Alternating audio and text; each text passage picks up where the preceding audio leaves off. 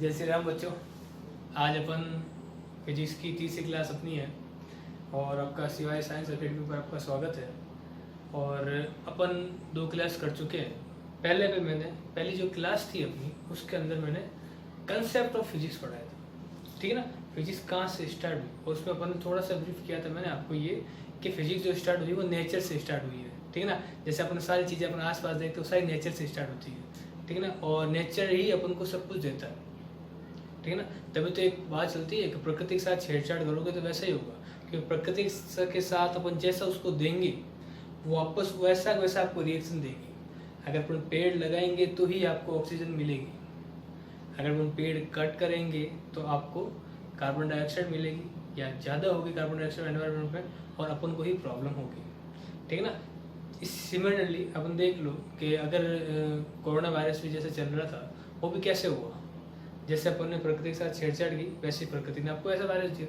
तो वैसे ही आपके साइंस है और साइंस से वैसे रिलेटेड फिजिक्स है। ये मैंने आपको पहले समझाया था पहली क्लास के अंदर। दूसरी क्लास जो अपनी हुई थी उसके अंदर मैंने आपको ब्रीफ किया था किस बारे में, स्कोप ऑफ फिजिक्स के बारे में या थ्रस्ट एरिया ऑफ फिजिक्स, कि फिजिक्स अपन कैसे करते हैं, ठीक है ना, कैसे समझते हैं।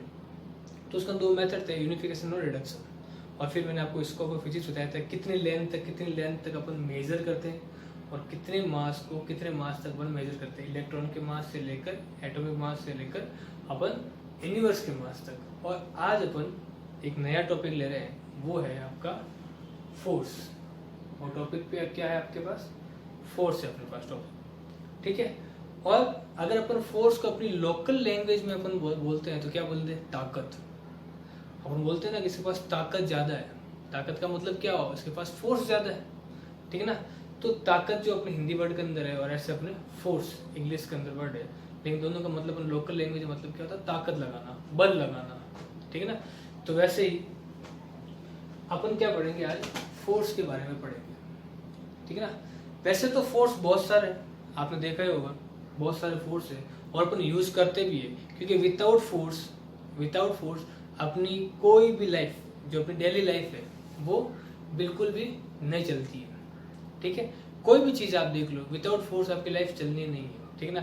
जैसे अपन चलते हैं तो फोर्स लगाते हैं, अपन कुछ उठाते हैं तो फोर्स लगाते हैं। इस मार्कर को मैंने उठा रखा तो एक फोर्स लग रहा है, ठीक है ना। अगर मैं अर्थ पर खड़ा हूँ तो मैं अर्थ के नीचे एक फोर्स लगा रहा हूँ और अर्थ मेरे ऊपर फोर्स लगा रही है, तभी मैं खड़ा हूँ यहाँ पर, ठीक है ना। तो बहुत सी चीज़ें फोर्स से ही रिलेटेड है और फोर्स के कारण ही होती है फिजिक्स में, ठीक है। और अपन जैसे अपन बोले कि फोर्स तो बहुत सारे हैं, जैसे आप बोलोगे कि कौन कौन से फोर्स है, अगर मैं आपको बोलूँ नाम बताओ तो कोई भी एक बच्चा या कोई भी ये बोल सकता है कि कितने फोर्स हो सकते हैं। कि सर फ्रिक्शन फोर्स है, सर एक किसी चीज़ को उठाते हैं तो ठीक है ना पुल करना है, किसी चीज़ को फेंकते हैं तो गिराना है, ग्रेविटेशन फोर्स है, ठीक है ना। दरवाज़ा खोलने में फोर्स लगता है आपके, ठीक है ना। अगर अपन कोई बाइक चला रहे उसके अंदर फोर्स है, तो बहुत सारे फोर्सेज है आपके नाम से, ठीक है ना। तो फोर्सेज बहुत से होते हैं जिसमें अपन ने सूटेबल के नाम से अपन अपने सूटेबल के हिसाब से उनका नाम दे रखा है, ठीक है ना। अपनी सुविधा के अनुसार उनका नाम दे रखा है अलग जगह, ठीक है ना। लेकिन नेचर ने आपको कितने फोर्स दिए, सिर्फ 4 फोर्स दिए, सिर्फ 4 फोर्स, ठीक है ना। और उसी से जो आगे से आगे अपन जैसे यूज करते रहे और अपने पास उनका नाम देते रहे, ठीक है। तो अब उस फोर्स के बारे में बात करते हैं। आपका मैं पहला फोर्स लेता हूँ आपके ग्रेविटेशनल फोर्स।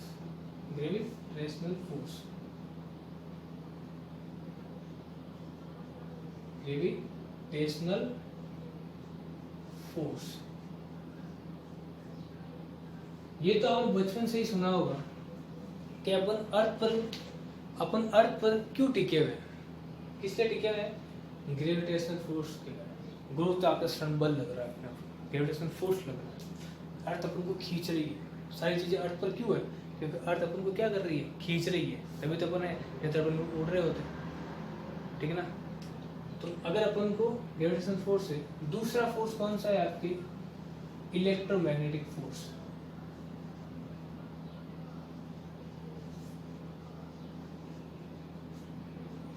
Electromagnetic force. तीसरा जो फोर्स है आपका, तीसरा फोर्स आपके क्या है, स्ट्रॉन्ग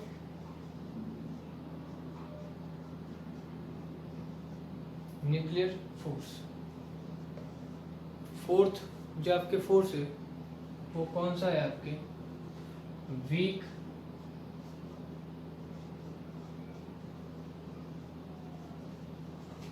न्यूक्लियर फोर्स। ठीक है, वीक न्यूक्लियर फोर्स। ठीक है,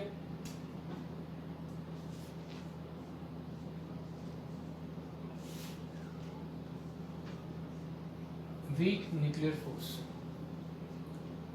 ठीक है, अपन इसके आगे देखते हैं।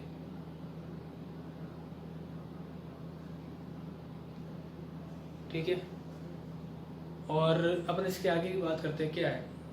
तो नेचर ने अपन को 4 फोर्स दे रखे हैं, एक ग्रेविटेशनल फोर्स, एक इलेक्ट्रोमैग्नेटिक फोर्स, एक स्ट्रॉन्ग न्यूक्लियर फोर्स और एक वीक न्यूक्लियर फोर्स।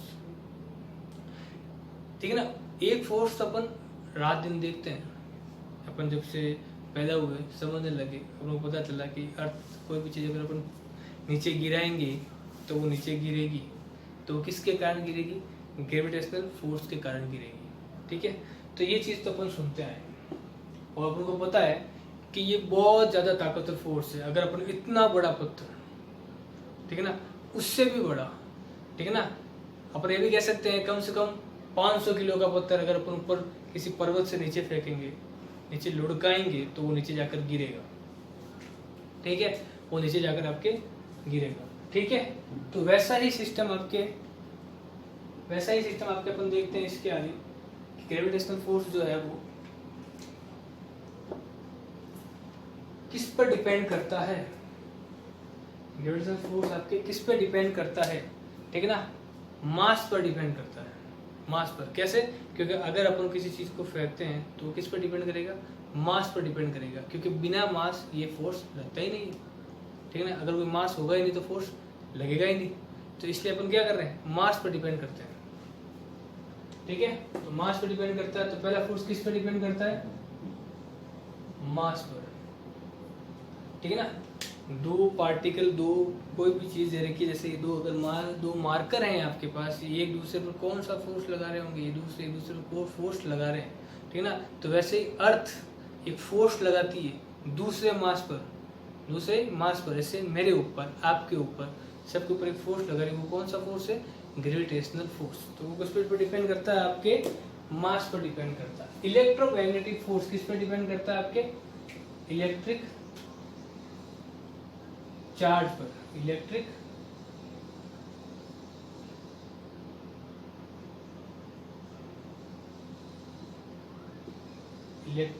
चार्ज पर डिपेंड करता है, इलेक्ट्रिक चार्ज पर डिपेंड करता है।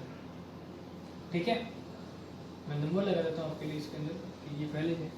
स्ट्रॉन्ग न्यूक्लियस फोर्स किसके ऊपर डिपेंड करता है, आपके विद इन न्यूक्लियस, दो न्यूक्लियस के बीच में लगेगा, किसमें, न्यूक्लियस के बीच में।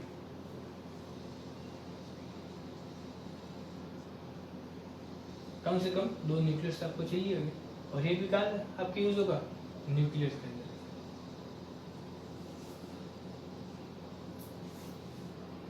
न्यूक्लियस के अंदर ही आपके यूज होगा। ठीक है, ग्रेविटेशनल फोर्स कैसा फोर्स है, आपके ग्रेविटेशनल फोर्स कैसा फोर्स है। अगर मैं आपकी इसकी रेंज की बात करूं, तो अगर आप 1 मीटर से किसी पत्थर को गिराते हो तो वो नीचे जाके गिरेगा, 1 किलोमीटर से गिराते हो तो भी वो नीचे गिरेगा, और आप 100 किलोमीटर से नीचे गिराते हो तो भी वो नीचे आकर ही गिरेगा अर्थ पर। इसका मतलब क्या हुआ, कितनी डिस्टेंस होगी, लॉन्ग रेंज डिस्टेंस होगी। कितनी होगी, लॉन्ग रेंज। बहुत ऊपर से आप गिरा रहे हो तो भी वो नीचे आकर गिर रहा है। ठीक ना, तो ये क्या हो गया आपके, ये कैसा फोर्स हो गया, दूसरा पॉइंट अपन इस पर लिख देते हैं, long range force, long range force. ठीक है ना, लॉन्ग रेंज फोर्स हो गई आपके। इलेक्ट्रिकल चार्ज, ठीक है ना, ये कैसा फोर्स होगा आपके, ये भी लॉन्ग रेंज फोर्स होगा, लॉन्ग रेंज फोर्स होगा। अगर आपको इलेक्ट्रिकल फोर्स को, इलेक्ट्रोमैग्नेटिक फोर्स को अगर आपको समझना है तो मैं आपको एक छोटा सा एग्जांपल देता हूँ। जब अपन छोटे थे, अपन बर्थडे पार्टी में जाते थे, अपने दोस्तों के, फ्रेंड्स की बर्थडे पार्टी में जाते थे, तो अपन उसके जो बलून्स होते थे वो अपन लगाते थे किसी यहाँ वहाँ दीवारों पर। तो अपन क्या करते थे, बलून लेते थे, उसको फुलाने के बाद अपन अपने हेयर से उसको रिमूव करते थे, हिलाते थे हेयर से और उसको वहाँ पर रख देते थे। वो क्या होता था, वहाँ पर चिपक जाता था, ठीक है ना। अगर आप बलून को बिना हेयर से किए, रिमूव किए, आप यहाँ पर लगाओगे तो चिपकेगा? नहीं चिपकेगा। क्यों नहीं चिपकेगा?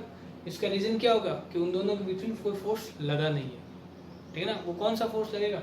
इलेक्ट्रोमैग्नेटिक फोर्स होगा। वो कौन सा फोर्स होगा? Electromagnetic force. ऐसा क्या हो गया, आप ये सोचो, ऐसा क्या हो गया कि एक बलून दीवार पर चिपक गया। इतनी ताकतवर है ग्रेविटी, इतनी ताकतवर है ग्रेविटी कि अपन जैसे इतने बड़े बड़े पत्थर को लेकर अर्थ पर टिकी हुई है, बट एक बलून को नीचे नहीं खींच पा रही है। अपन एक छोटा सा काम किया, हेयर से उसको ऐसे रिमूव करके अपने यहाँ पर उसको चिपका दिया, यहाँ पर लगाया और वो चिपक गया, यहाँ पर लगाया और वो चिपक गया, और ग्रेविटी उसको नहीं खींच पा रही है।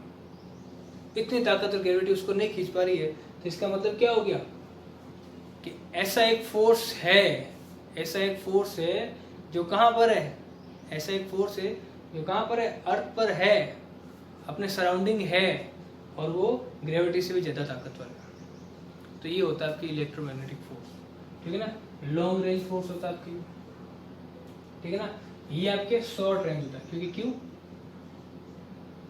शॉर्ट रेंज, शॉर्ट रेंज क्यों? क्योंकि दो न्यूक्लियस के बीच में होता है। आपको पता है न्यूक्लियस बहुत छोटा, 10 की पावर -15 उनका डायमीटर टाइप होता है, इस साइज होती है, ठीक है ना। ये भी आपकी शॉर्ट रेंज होगा,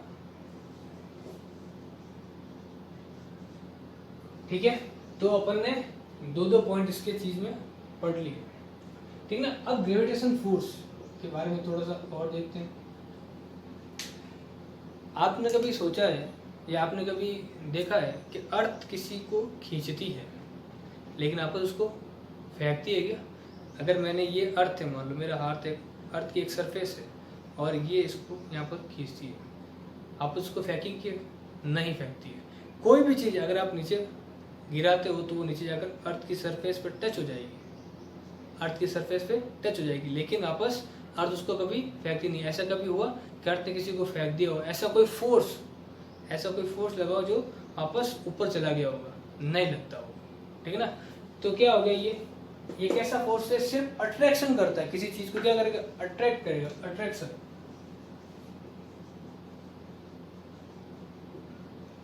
अट्रैक्ट करेगा, क्या करेगा? अट्रैक्ट करेगा। इलेक्ट्रोमैग्नेटिक फोर्स जो चार्जेस जो होते हैं, ठीक है ना, चार्जेस जो होते हैं वो क्या करते हैं? अट्रैक्शन भी करते हैं और रिपल भी करेंगे। क्या करेंगे? अट्रैक्ट भी करेंगे एंड रिपल भी करेंगे, ठीक है। अट्रैक्ट भी करेंगे और रिपल भी करेंगे। ये भी कैसा फोर्स है आपके? अगर न्यूक्लियस के बीच में हो रहा है तो वैसे ही अट्रैक्ट और रिपल दोनों करेगा, अट्रैक्ट एंड रिपल दोनों करेगा। बट अभी तक इस चीज़ों के बारे में अपन बहुत ज़्यादा नॉलेज सर्च नहीं कर पाए हैं अभी तक, तो अपन इसको क्या बोलते हैं? अट्रैक्ट। ये भी आपके अट्रैक्ट, ठीक है। ये आपके क्या करेगा? अट्रैक्ट करेगा। अगर मैं आपसे ये सब पूछूं अभी, ठीक है, कि सबसे पावरफुल फोर्स कौन सा हुआ आपको इस सब में, ठीक है, तो आप सबसे पहले ये बोलोगे, अपने ध्यान में ये आएगा, क्योंकि अपन को पता है कि अर्थ किसी चीज़ को खींचती है, बड़े बड़े पत्थर को खींच लेती है, अपन जैसे खींच लेती है, बहुत भारी भारी चीज़ों को अर्थ पर खींच रखा है यहाँ पर, अर्थ के ग्रेविटेशन फोर्स है। तो आप बोलोगे सबसे ताकतवर फोर्स कौन सा होगा? ऑब्वियसली ग्रेविटेशन फोर्स होगा। लेकिन आपको ये जानकर हैरानी होगी कि ग्रेविटेशन फोर्स सबसे ताकतवर फोर्स नहीं है, सबसे ताकतवर फोर्स नहीं है। ये क्या है? वीकेस्ट फोर्स है, सबसे वीकेस्ट फोर्स है, वीक फोर्स, वीकेस्ट फोर्स है, ठीक है। और इलेक्ट्रोमैग्नेटिक फोर्स ग्रेविटेशन फोर्स से भी ज़्यादा ताकतवर होता है। आप पूछोगे कैसे? आप बलून का एग्जाम्पल ले लो। आपने बलून को हेयर से ऐसे रिमूव किया और आपने यहाँ पर उसको लगाया, टच किया दीवार के ऊपर और वो टच हो गया और चिपक गया। ग्रेविटी उसको नहीं खींच पा रही है, मतलब कि ऐसा कुछ ना कुछ तो फोर्स है दोनों के बीच में। जैसे अगर अपन एक बात करते हैं, अपन छोटे थे तो बोलते थे कि जादू है जादू जादू है, और अपन स्केल लेते थे और अपन बालों से रगड़ते थे ऐसे, और छोटे छोटे जो कागज़ के पार्टिकल है उसके पास ले जाते थे, तो पार्टिकल जो कागज़ के जो पार्टिकल्स है, पेपर है, छोटे छोटे टुकड़े हैं, वो क्या होते थे, अट्रैक्ट हो जाते थे, उससे क्या होते थे, अट्रैक्ट होते थे। इसका मतलब क्या हुआ कि अर्थ ग्रेविटी उस कागज़ के पेपर को नीचे नहीं खींच पा रही है, ऐसा एक फोर्स लगा है, छोटा सा भी लगा हुआ, कितना ही लगाओ उसको, उसने कागज़ के जो टुकड़े उसको ऊपर खींच लिया। मतलब ऐसा एक फोर्स है, ऐसा एक फोर्स है जो किससे ज़्यादा ताकतवर हो, ग्रेविटेशनल फोर्स से ज़्यादा ताकतवर है। ठीक है ना। तो ये क्या हो गया, आपके स्ट्रॉन्ग फोर्स हो गया।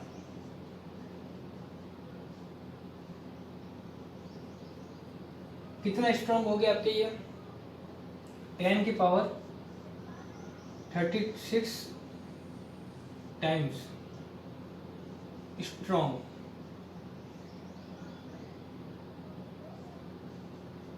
कंपेयर टू ग्रेविटेशनल फोर्स,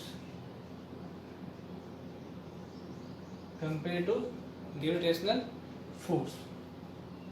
ठीक है। स्ट्रॉन्ग न्यूक्लियर फोर्स, ये न्यूक्लियस के बहुत अंदर से लगता है, जो दो न्यूक्लियस जो एटॉम्स होते हैं उसको पकड़ के रखता है, ऐसे बॉन्ड करके रखता है, बहुत ज़्यादा ताकतवर फोर्स होता है। ये कितना होगा, ये 10 की पावर 2 टाइम्स, 10 की पावर 2 टाइम्स, ठीक है ना, स्ट्रॉन्ग होगा। किससे, इलेक्ट्रोमैग्नेटिक फोर्स से, ईएम फोर्स, इलेक्ट्रोमैग्नेटिक फोर्स से भी ज़्यादा ताकतवर होगा। ठीक है ना, कौन, इलेक्ट्रोमैग्नेटिक फोर्स से भी ये स्ट्रॉन्ग न्यूक्लियर फोर्स से ज़्यादा ताकतवर होगा। ठीक है ना। अब बात करते हैं अपन वीक न्यूक्लियर फोर्स के बारे में। ठीक है, वीक न्यूक्लियर फोर्स के बारे में बात करते हैं अपन। ठीक है, वीक न्यूक्लियर फोर्स क्या होता है, ये किसके बराबर होगा, ये लगभग 10 की पावर 36, मतलब इलेक्ट्रोमैग्नेटिक फोर्स के बराबर होगा। मतलब थोड़ा सा वीक होगा, बट इतना भी वीक नहीं है ग्रेविटी के बराबर पहुंच जाए, थोड़ा सा मतलब इसके बराबर हो सकते हैं, इलेक्ट्रोमैग्नेटिक के बराबर। इक्वल टू लिख देता हूँ मैं, equal to EM force, equal to EM force. तो ये अपने पास नेचर में 4 फोर्स है। नेचर में कितने फोर्स है आपके, 4 फोर्स है, इससे ज़्यादा कोई फोर्स नहीं। जो भी फोर्स बन रहा है आपके, जिसका अपन नाम दे रहे हैं, जो अपन आगे आगे देख रहे हैं, उन सब का नाम अपन ने इसी में से निकाल के दिया। वो सारे के सारे नाम इसी में से आए हैं। ठीक है ना। जैसे आपको एग्जाम्पल दूँ, फ्रिक्शन फोर्स, फ्रिक्शन फोर्स किसका एग्जाम्पल है, इलेक्ट्रोमैग्नेटिक फोर्स का एग्जाम्पल है।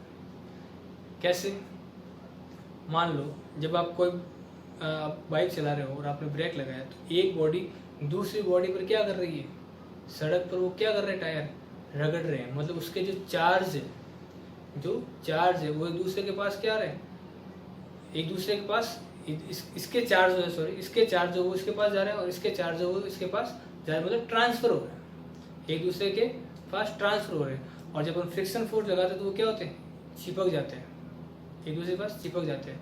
ठीक है ना। तो इलेक्ट्रोमैग्नेटिक फोर्स का एक एग्जांपल कौन सा है, फ्रिक्शन फोर्स, उसका एग्जांपल है।